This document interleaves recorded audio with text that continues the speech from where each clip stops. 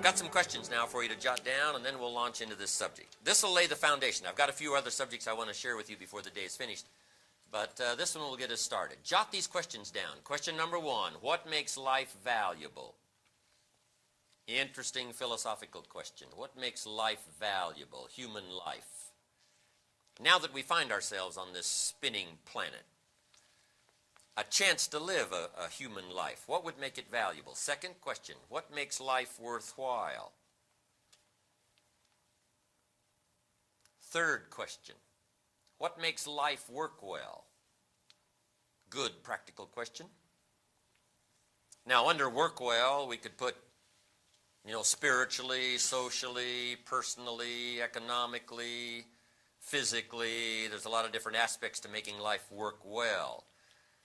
But that'll suffice, because those questions, I think, are very vitally important. What makes life worthwhile? What makes it valuable? What makes it work well? And all the aspects. If your life doesn't work well in some aspects, what would you fix? And I've got some good answers on that.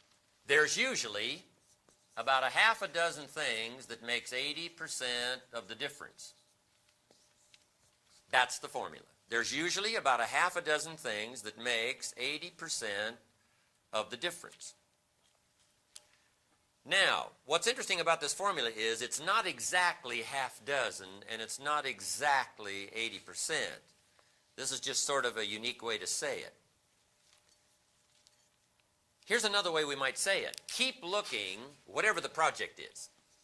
Keep looking for the few things that makes the most difference. Boil it down to the most important components that'll take care of most of it.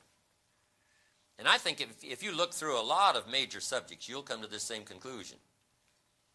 To be good in sales, there's about a half a dozen major things to practice that'll give you an 80% chance of really being good in sales.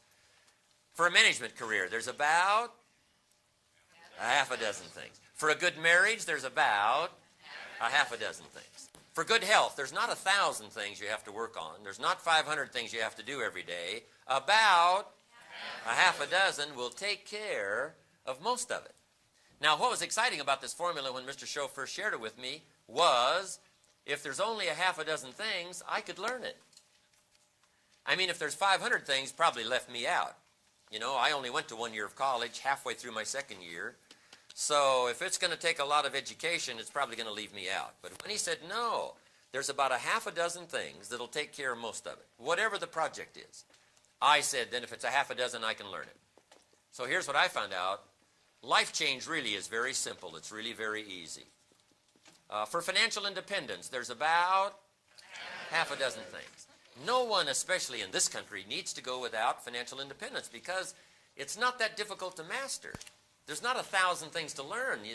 You don't have to go through all of the technology over a lifetime. Just a few things, major things, that'll take care of most of it, and you've got it made. When I have a chance to share with my teenage friends, by the way, I've got a new book coming out, hopefully this year, if we can get it done this year, for my teenage friends, and I think the title is going to be, Of Course Kids Should Pay Taxes. It's going to be a good book. You'll enjoy it. And in boiling things down for my teenage friends, that's what they're interested in knowing. Can I do it? Can someone like me master it? And the answer is always yes. I tell them I got rich by the time I was 31. I was a millionaire by the time I was 31. My teacher taught me well that 6 years, from being broke at age 25 to being rich at age 31. And kids say, wow, how did you do that? Here's the best news I give them. It was easy. Best news they've heard for a long time. Here's somebody talking to you that got rich by age 31, and he says it was easy.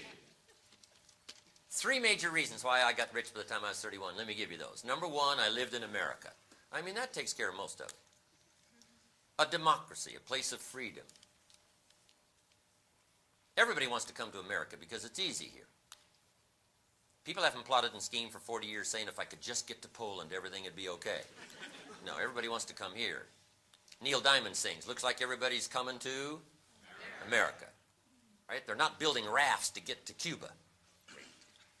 Everybody's trying to get to America. They're not squeezing through the fence to get into Mexico, right? Everybody wants to come to America. I mean, because this is it, right? It's easy here. Live in a country of freedom, a country where you can read every book you want to read, attend every class you want to attend, try everything you want to try. This is it. America. America's easy. For some teenagers that haven't heard that story before, take it to them. America is easy. Bangladesh would be hard. The average yearly income in Bangladesh is $100.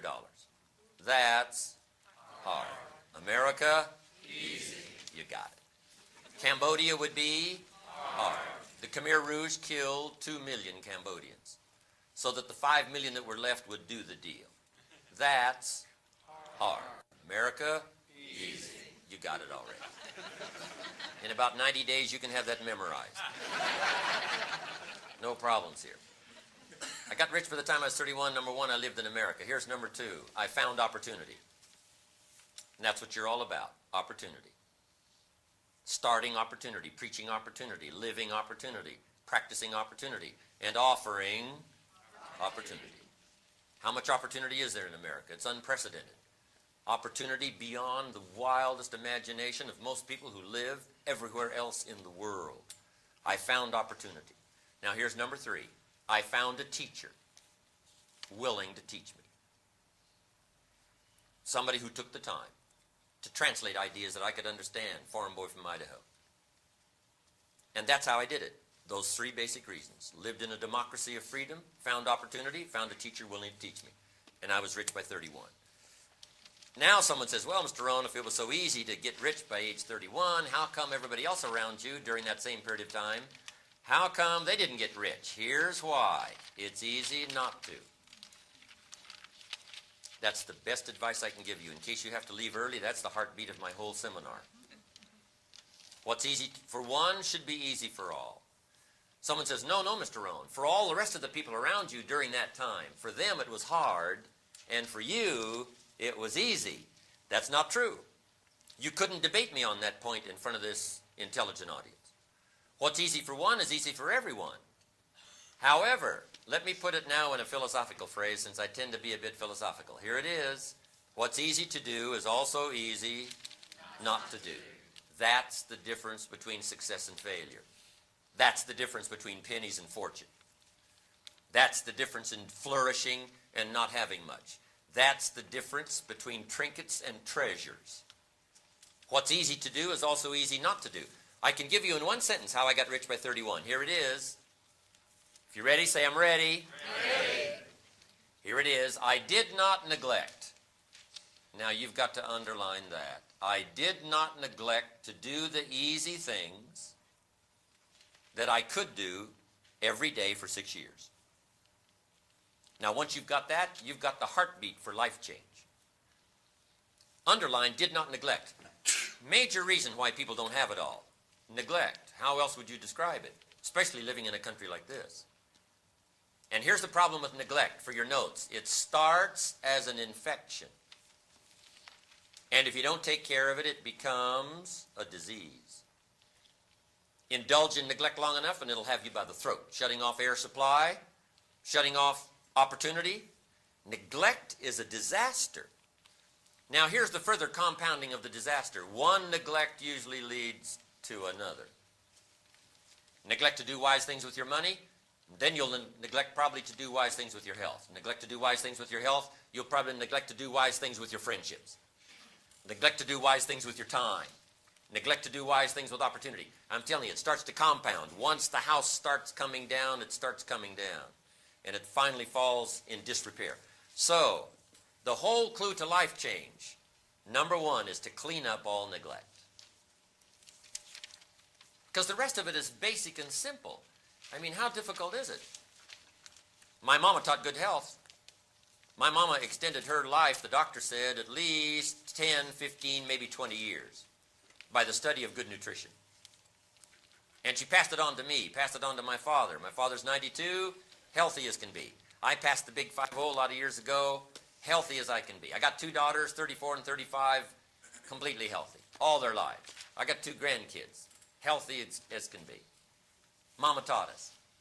About how many things? About a half a dozen things, I'm telling you. So the key is to not learn another 100 things. People aren't healthy because they know 1,000 things. No. People are healthy because, number one, they find out the half dozen things. That's number one, find out. And number two, do not neglect to practice.